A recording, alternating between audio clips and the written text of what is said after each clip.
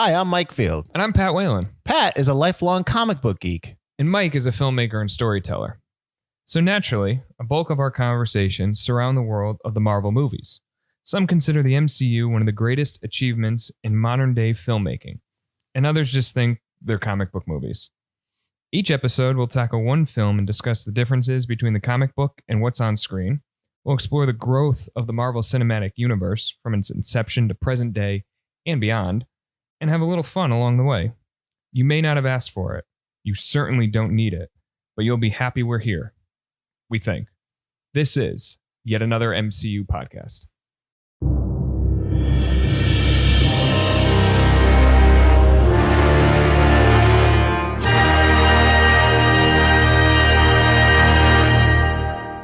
Phase 1 has ended, and we've all seen the Avengers save the day, I guess for the first time of many times to come. And now we are into the bonus episode area. How you doing, Pat? I'm doing good, Mike. So today we're going to do... good, I'm glad you're good. No worries about I got to keep moving on. I got to keep moving on. We're making these short for you guys to take them in bite-sized chunks. Absolutely. So this is definitely going to be under 30 minutes, I promise, if I have to cut half of it out. We're today going to talk about the history of Marvel Comics. Much of these bonus episodes will be Pat heavy, but I will be there just to kind of figure out along the way. I don't know a lot about the comic world. Pat does, as you have known. Probably the last 6 episodes you've heard him say the names he's going to say and say the events that he's going to talk about, correct? Because a lot of times when I was a lot of the stuff we've talked about, but we've broken it into a more concise timeline in one single episode for you. All right, so start us off, Pat. Where do we want to begin? At the beginning. At the beginning. Well, to understand the beginning, you have to understand the beginning before Marvel Comics became a thing. All right, I'm interested. Go. In 1938, two gentlemen sold a character to national publications. That character was Superman. You're going to say to yourself, Superman isn't a Marvel Comics character? No, he's not. I know that's DC. That is DC. Yes. First it was national, before it became DC. And with the launch of Superman and Action Comics #1, the superhero era, the golden age of comics, took off. And everybody who was anybody, any type of publisher, wanted to have a superhero to their name. So before this, comics are just comic strips, right? Comic strips, Pulp Heroes, The Shadow, like radio plays, like Dick Tracy, things like that. Yep. So in 1938, you had Superman. 1939, you had Batman. After that, you had Wonder Woman, Captain Marvel, not the Marvel comic version, but the Shazam version. So Zachary Levi played him in the movie, and then eventually you had Captain America. So before we get to Captain America, where he came from, right? We're going to go do the business side of things. Go for it. A year after Superman was published in Action Comics, a publisher named Martin Goodman, who published Atlas News, decided to launch Timely Comics. And that was the predecessor to Marvel Comics. The first book published by Timely was Marvel Comics. That was the name of the book. Just like DC, National at the time, published Detective Comics. DC. Right. So there was all these anthology books. No superhero really had their own headlining book right away. It's the first time I've ever heard that that's what DC means. Can you believe that? Yeah. I've never. Awesome. Go ahead. So in this Marvel Comics book, you had the first Human Torch, not the Fantastic Four one, but an android that could light himself on fire. Oh, see, because I wrote that down, and I was wondering if that was that. So this is and then the Submariner, right? Namor the Submariner. Okay, I'm sorry. I apologize. I'm apologizing to the comic aficionados. I don't think they're listening to this. This is for the people who don't understand the comics and want a little bit more information. All right, then. My bad. But if you do know the comics, please drop us a line in the comments. See if we missed anything. Yeah, so Human Torch, which in Captain America, the First Avenger, you'll see an Easter egg for this Human Torch during the Stark Expo, the World Expo. Oh, I didn't notice that. At when Bucky and Steve are wandering around with the girls. Okay, all right. So after Timely Comics launched Marvel Comics, and Martin Goodman was doing the things that comics publishers do, he brought in a gentleman named Joe Simon and Jack Kirby. Jack Kirby you'll recognize from working with Stan Lee later in the 60s. Joe Simon, along with Jack, they created Captain America in 1941. Now, I know that See, now I know that we talked about this before in one of the other episodes in terms of Stan Lee and Jack Kirby, and I know we'll talk about Stan Lee in his bonus episode. But I always have the impression that they came out at the same time. I didn't realize that Kirby was first. Kirby was first. Stan joined shortly afterwards. So the funny thing, and nepotism is never dead. Stan is Martin Goodman's nephew, of course, or cousin, some relation to them. I always thought it was nephew. I saw one report a cousin, but regardless, they are related to each other. Goodman brought him on as the editor. He was named the editor of Timely Comics when he was 19. That's nice. Yeah. Good gig. At the time, though, he was going by the name, he was Stanley Lieber, but he was, and we'll learn more about him we'll do a Stan Lee episode that'll come out after this one, but he was going by the name Stan Lee because he didn't want to ruin his shot at making the great American novel. Okay. Because comic books were kid stuff. Mm-hmm. You didn't want to be, connected to them. During this time that Captain America was coming out, it was World War II.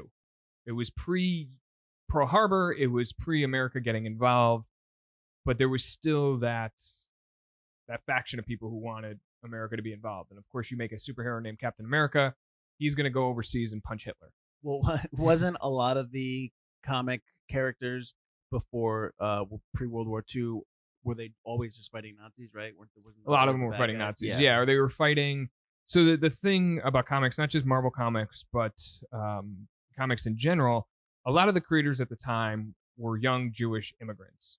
And so they were telling these stories that they wanted to see happen, and they were adding these real life analogies to them. So like with Superman, he was just dealing with slumlords. Mm-hmm. Slumlords taking advantage of poor immigrants, and that was his first, the first couple books. Okay. It wasn't until the radio play that Superman developed a lot of the Kryptonian powers and a lot of the Krypton weakness and Lex Luthor and all that stuff. But it was just these, and so in 1941, a couple Jewish guys imagined a superhero named Captain America punching Hitler and beating up Nazis. I gotcha. That's, that's what they wanted to see, and that's what they made happen. So interesting about that Captain America issue. Number one, sold over 1 million copies. You want to take a guess how many copies the top comic sells nowadays? 500,000. 75,000. That's terrible. Yeah. Too bad. Well, I mean, there's more competition. There's different medium. So it's, that's something that there's nothing out there like that back then. And, I get that. I understand that. So, but and they were cheaper. They were much cheaper. Oh, yeah, 10 cents. I mean, obviously, it was relative to the amount. I read something or I listened to a podcast where they were talking about I think I told you about this, but the wars between Marvel and DC. The Business Wars episode. Yeah. Another great podcast to check out if you want. Business Wars, Marvel versus DC. I take a lot of information off of that for us, actually, for a lot of stuff that we do. But they talked about how they were the wage increases and stuff like that. So yeah. Again, we'll talk about Stan Lee. He went off to war, so he stepped down from his position as editor. And as the war kept going on, sales were increasing. People were more hyped about seeing their superheroes beat up Nazis while we were winning the war. But as the war died down and it ended, that need for escapism and patriotism kind of died as well. Mm-hmm. So late 50s, a lot of Marvel's main series, so Namor, Human Torch, Captain America, they all ended or just kind of tapered off. I had... in 1950, that Timely was canceled. They canceled all the comic books for the year. So that happened? Yeah, that happened. Because what was starting to happen was, one, the readership was dying down. Right. Two, in the mid-50s, you had a scientist named Dr. Frederick Wortham, and he posited this theory that comic books were causing increased rates of juvenile delinquency. Okay. His big one was...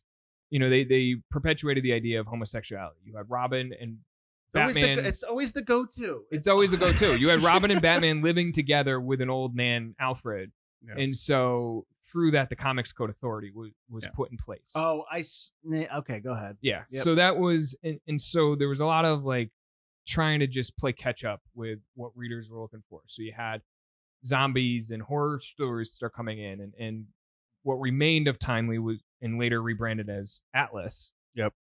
It just simply, an arm of Goodman's publishing company, would just kind of chase chase stuff. So they chase romance comics, they chase horror comics, they chase cowboy comics. It wasn't any real structure to it. Okay.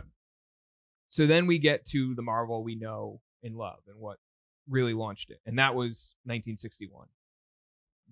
We've probably all heard the story. DC had launched Justice League. It was all of their top heroes, Superman, Wonder Woman, Batman, Green Lantern, Flash, Martian Manhunter, everybody coming together in one book. And so Martin Goodman standing there like, wait a minute, I want a book like that. Mm-hmm. Let's see if we can do. So he went to his editor, Stan Lee, and said, can you do this? And there's stories that Stan was ready to quit. His wife told him, who they had been married for forever. I mean, since 1947, right up until they passed away in the late 20-teens. She said to him, just tell the story you want to tell, and if it doesn't work out, quit. Mm-hmm. And that's when the Fantastic Four was born. And the difference between the Marvel comics and the DC was more about these gods, it was all about what they were doing in the costumes, the superhero piece of their life. Marvel and Stan Lee told the story of, yes, what they're doing as superheroes, but what they're doing in their everyday life. Mm-hmm. The fight you have with your family members. So this is really the beginning of the Silver Age of comics. Ooh, so we've gone from the Golden Age. We went from the Golden Age to Silver Age. On DC's side, it was more a rebirth of superheroism, sci-fi-ism. On Marvel's side, it was Stan Lee, Jack Kirby, Steve Ditko, John Romita Sr., Don Heck, Larry Lieber, all these guys that we had talked about as the people who created everybody and anybody that's in the Avengers. From Captain America to Iron Man, Black Panther, Scarlet Witch, everybody. These were the people who were doing it. And this is in the 60s? This is in the 60s, okay. Yeah. And that was, so Marvel hit this new audience. They weren't just telling children's tales. They were hitting counterculture. They were hitting college students and people who were a little bit more engaged in the more real world stories that they were adding. Well, I would imagine that's natural because you're obviously in the 60s, and that's a turbulent time, as some people would know. Many people know that. And you no longer have that kind of blinding patriotism from the early 40s leading up to World War II. You have this time of there's a lot of distrust, and there's a lot of just other factors that are bleeding into everyday life. So no, that makes sense. Yeah. And you also had a shared universe. So Spider-Man could cross over with the Fantastic Four because he was written by the same guys and drawn by the same guys. So he could easily just, and what they were doing one month would carry over into the next month because they were the same guys in the same bullpen. And they would, share stories and say, hey, we're doing this, let's reference it. So Marvel's cinematic universe was born out of their original comics universe. Right. Whereas DC had a multiverse.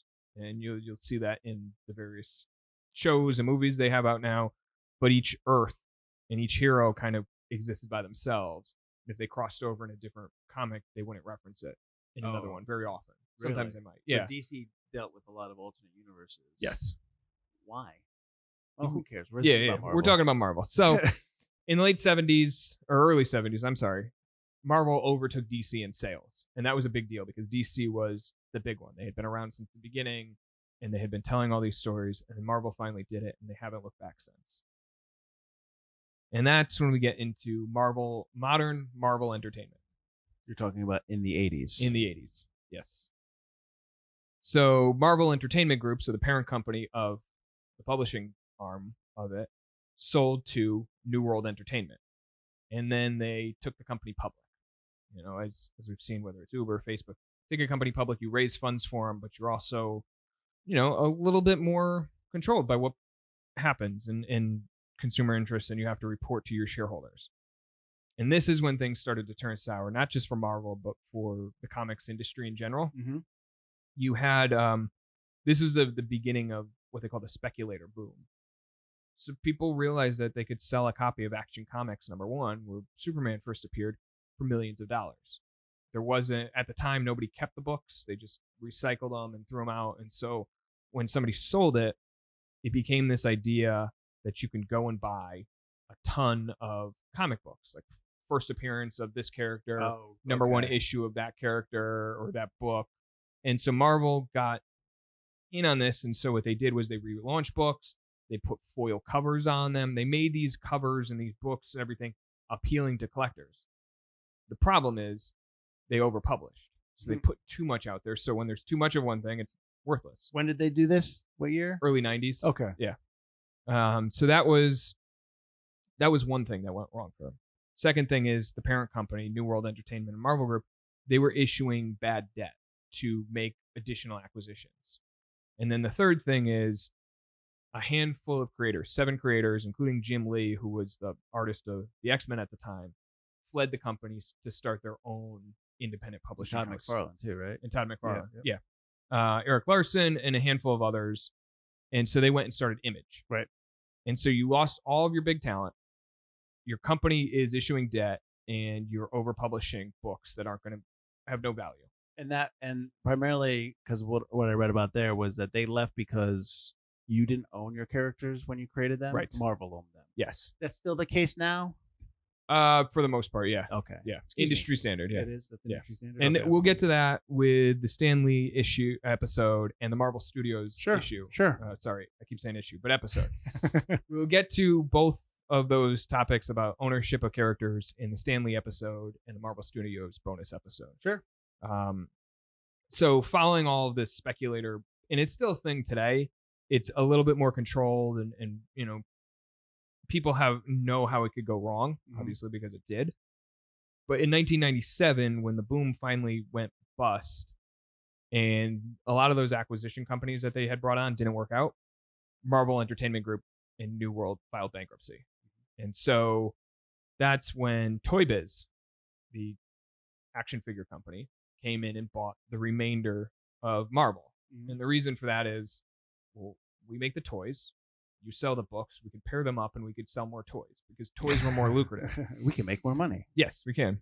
And so, you know, Marvel continued on as a result of the bankruptcy. They also had to sell off a lot of their characters and license them to movie studios. So X-Men to Fox, Hulk to Universal, Spider-Man to Sony, and so on.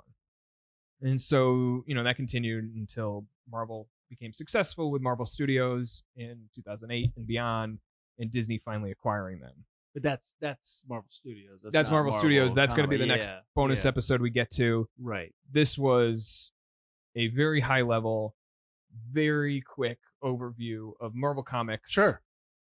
As they lead into Marvel Studios and where they're at in the modern day. Well, let me, because I've got a couple things in here about some people that popped in and out. And I want you, because I've never heard some of these things. But like in 1975, that one of the Uncanny X-Men. Yeah. What is that? Is that like a big thing? That was a big thing. Yeah. Okay. So that was like a relaunch of the X-Men comic characters.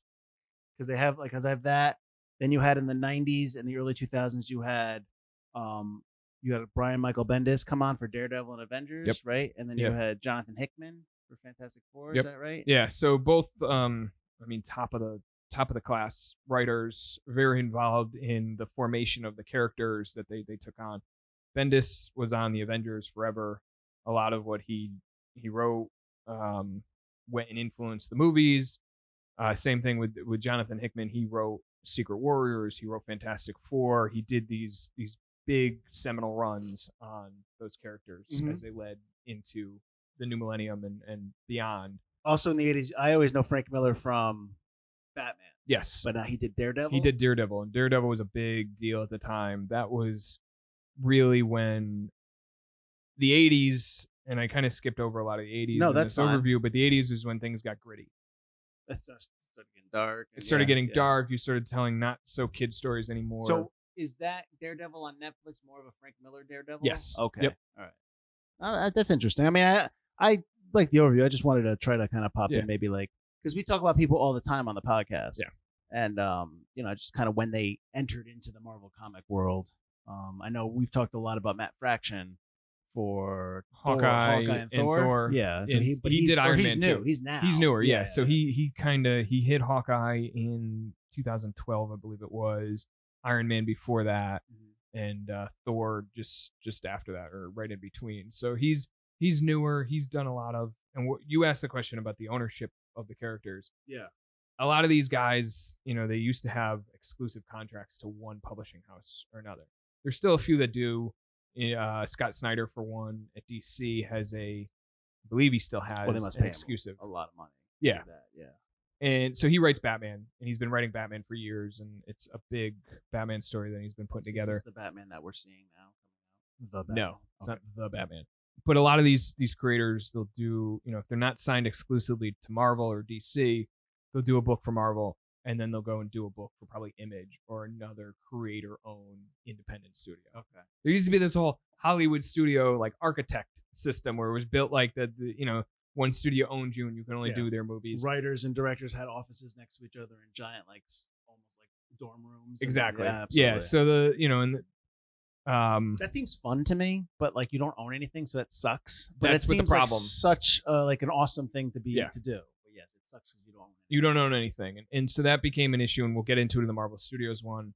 Don't want to run too much over time here, but they want to, these creators that are doing both now, they want to own some of their stuff because they realize, when they want to tell their own stories outside of, the parent company instructing what they need to do and where they need to hit, but they realize how lucrative comic books and the IP can be to movie studios. Well, that's and the they big want a thing piece now. of that. Yeah, Yeah. IP is the big thing now. All right, sweet. I mean, I know we kind of brushed it over. I told you we're going to keep this short. If you have any questions, I guess hit us up. I mean, we can always come back and revisit and do maybe a little bit more of an in-depth. a certain portion of it, maybe like Marvel in the 80s or Marvel in the 70s. That might be good. I just thought of that, but nice. That's a good idea. Let's add that to the list. All right, but like we want to just kind of get, for people that didn't know, just kind of give you a brief overview. Join us next week. We're going to be talking about the history of Marvel Studios, which is probably going to blend in a little bit here. But Absolutely. we touched on it a little bit and just kind of like where they started and where they went to.